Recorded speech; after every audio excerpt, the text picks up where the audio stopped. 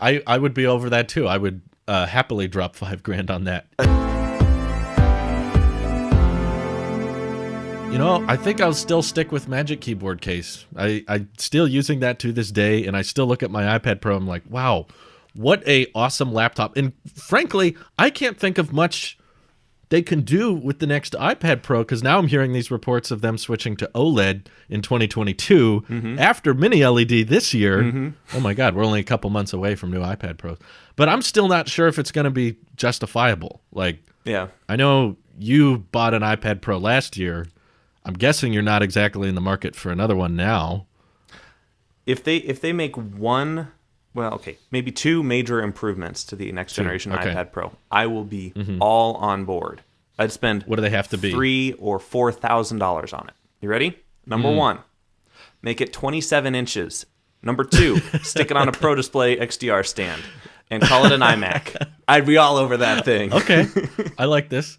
I would be over that too. I would happily drop $5,000 on that. I know. The iPad itself, though, I don't know how sustainable year-over-year upgrades with the iPad Pro can be, really. I feel like hardware-wise, it's pretty dang near perfect isn't real, but it's pretty dang near perfect. I mean, No, I think it's as close to perfect as any human could ever ask to achieve.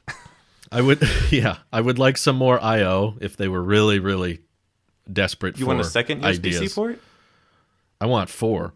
If this On is the going iPad? full in on, remember my iPad Pro Max concept? Oh, yeah. Okay, so you want 16 inches. Like, yeah, well, go to 15 or 16, whatever you have to do, and add like 2 USB-C ports on either side. Flip the Apple logo on the back, even, so it's like built for horizontal. landscape. Yeah, okay. Yeah, and if that thing supported Final Cut, and they revamped iPad OS to have an external monitor support that's similar to Mac OS, where it can actually scale. Yeah. You can have a secondary home screen, multiple apps, and you still have keyboard and mouse, everything.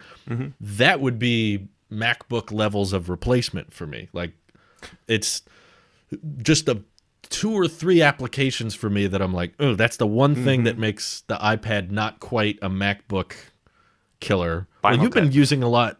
Yeah, it's Final Cut, and I was also going to say OBS, which is more of a True. software thing of True. supporting external cameras, which is very niche. It's a And very microphones, specific right? market. Cameras and I microphones. thought can the iPad support an external mic? I thought haven't tried did. it recently, but back in the day when we were running this show primarily from my iOS devices, Oh, yeah. I did try to hook Right. up a mic to the iPad, and it wouldn't record in voice memos or Really? right. So I thought there was some video Apple had when someone was plugging a mic into the iPad to podcast with or something. I think they make remembering they wrong? make iOS microphones that are like Okay. they don't require a preamp or whatever. Right. So maybe that would work. I don't know. I'm not. We need Randy. He's still finding what's in his frunk. Yeah. So We'll you know. figure out later.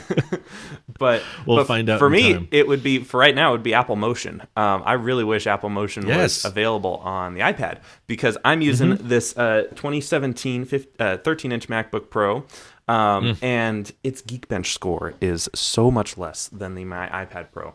I think I bet. the multi-core is just under 2,000 on the MacBook Pro, and on my iPad Pro, it's over 4,000. And I'm like sitting here watching renders go with like very, very slow. I literally spent 16 hours trying to render a 30-second video clip, and only got 29% of the way through before I gave up and found a Mac with a GPU. So what Mac did you find? What'd you do? I have some family in town for the holidays, Oh, okay. and one of them had a 15-inch MacBook Pro with a GPU, and so that sliced through it a lot better. The GPU is definitely very happy. You were like, hey, cousin Ted, could I borrow your Mac real quick? and that's exactly what I said, but instead of real quick, I said for a day or two.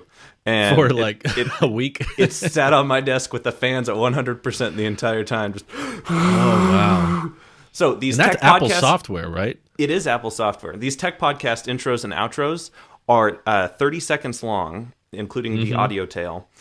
And the video file is 10 gigabytes, just about a gigabyte a second of Jeez. it's whatever in Apple's codec. Anyway, My goodness. obviously they're downscaled on YouTube, but the video files that this thing is trying to spit out is just pitiful. And I'm exporting something right now or transcoding something, and the fans are definitely noticeable. So if y'all notice bad audio quality, blame this MacBook and the fact that Apple doesn't allow me to do it on my iPad, because I'd much rather do it on my iPad.